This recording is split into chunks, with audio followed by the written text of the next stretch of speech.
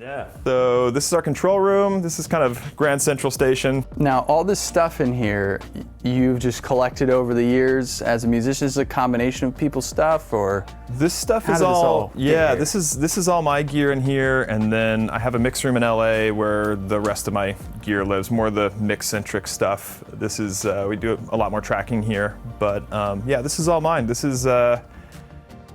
is, you know, this is one guitar pedal at a time since I was 10 years old with allowance money. You know? This is just a lifelong thing of collect. I mean, there's pedals here I have that I have actually had since I was 10. The big muff that we're using on the Halo session, I bought new at Guitar Center, and I guarantee you it is considered vintage on Reverb. Oh yeah. That tells you anything about how old I am. So, yeah, this has been kind of a lifelong pursuit, and I'm a drummer myself. I've played in bands for years, toured, and yeah, so essentially this is all really from the core kind of grown out of my desire to be able to make my own music, record my own bands, start recording your friends' bands, your friends' bands tell their friends' bands, and it kind of all bloomed from that. It looks like a lot of stuff, but it's been 25 years, so. We have kind of like a big live open room where the control room's in the room with musicians. We like working that way because it's kind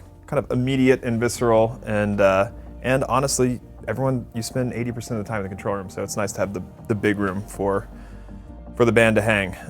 But yeah, this is sort of the main console right here. Sure. My sort of workflow over here is very much based on normaling a lot of gear that I use all the time, so I don't have to patch. It's super quick to just throw inputs into Pro Tools or to the tape machine. This is kind of like the tracking side of this mastering desk. Bunch of 500 series pre's that are normaled in the patch bay to each of these EQs that you see below. So I kind of think of these as channel strips here. These are kind of our go-to drum front end.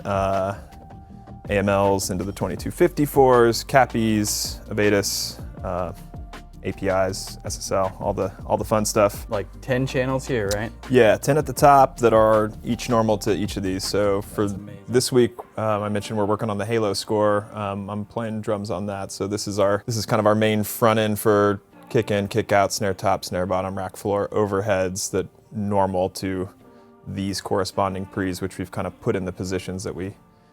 You know, it's kind of like little bespoke channel strips, essentially. Yeah. I come from like the console world. I grew up working on consoles and tape, and I just like having stuff normaled where it's, you know, I think about it like just having like a little console, like a little sidecar. There's more front end over here, and it's kind of the same idea. Everything's pre's normal to EQs. What are these weird green things here? Yeah, the green, this came out of a console that is actually, it's like deeply personal for me. This was the console at the studio that I came up in Dallas, which is called Summit Burnett Studios. It's where Bob Wills recorded all his records. Rolling Stones did Sticky Fingers pre-pro there. James Brown recorded there. It's huge. 2 echo chambers. I mean, you could put choir and orchestra in that studio. Giant. 9 rooms in the facility. Oh. So I came up as a tape op, sitting in the corner by the tape machine. But yeah, this was the console in the studio for about 25 years. And it's based on the Melcore 1731 op amps, and which is kind of like the predecessor to the API 2520. Really special piece to be able to have this kind of like piece of personal history for me. Yeah. The Echo Send was modded to be an output fader, so you can hammer the input and have some attenuation on the back end. Sounds really cool. How did you wind up getting that? Yeah, that is a very bizarre story. A friend of mine who is a front of house, touring front of house engineer for my band, Other Lives, he just kind of casually mentioned that he, like, on a whim, just bought these like very strange green preamps. And I was like, huh, were they like from a console? He's like, yeah, it's like this crazy, like super ugly Formica green console. I was like, are you kidding? Do you have a picture? And he pulled it up and I was like, I cannot believe you ended up with these. And I told him the story and he was like, oh, well, you know, these have to be yours. Yeah. So yeah, they got man. handed down. Thank you, Dave Gomez. Actually, one of the original engineers from Summit Burnett came down. He's based in Austin. He came down and came to visit to come take a look, and he definitely teared up a little bit Yeah, when he saw dude. those. He's like, I can't believe these still exist. And then I just noticed you have these 500 radials here for inserting so you get pedals and then for the Space Echo, right? Yeah, we love tape echoes. We love using pedals on tracking and for mixing. So it's really handy to be able to just have those kind of keyed up.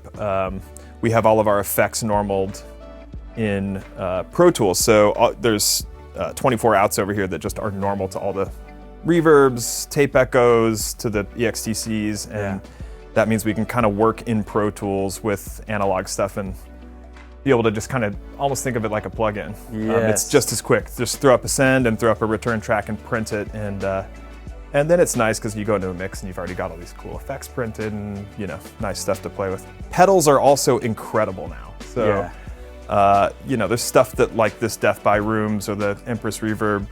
There are sounds that those things do that no plugin. Nothing can touch that. There's just, it's like high quality studio effects in pedals now. Really, it's ultimately about efficiency. So we can just work quick, use all this stuff without it being a hindrance. Yeah.